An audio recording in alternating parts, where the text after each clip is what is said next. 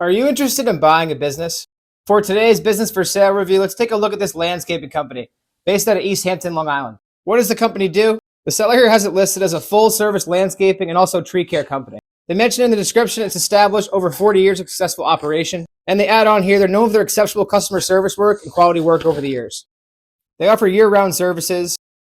Given where the business is based, that's probably some winter work for snow removal and also off-season work for a lot of second people's homes.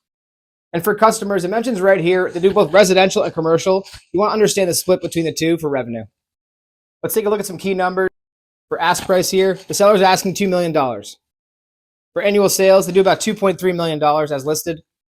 And the cash flow, or STE, is just under $600,000 a year. As listed, the seller's asking 3.4 times annual cash flow for the company. And at just under $600,000 in cash flow on $2.3 million of sale, they're doing 26% cash flow margins.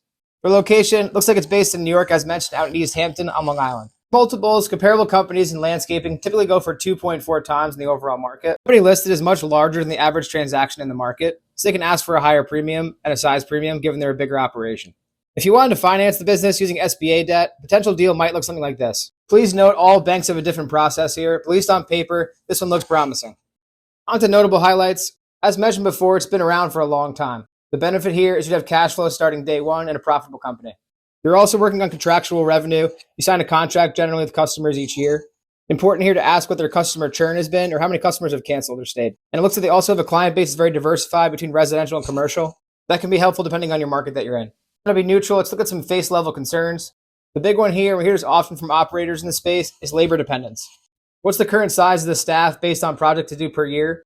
And is there ability to expand under a new crew or bring in new operators to get larger? Next, look into client concentration.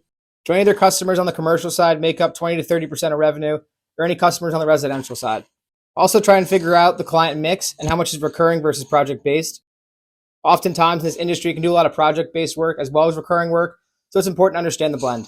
Also keep in mind the cash flow adjustments to my left here. It's important to consider what adjustments you have to make in your situation. That's today's review. Reminder, please do your own research. This is for informational purposes only. You can lose more than 100% of what you put in.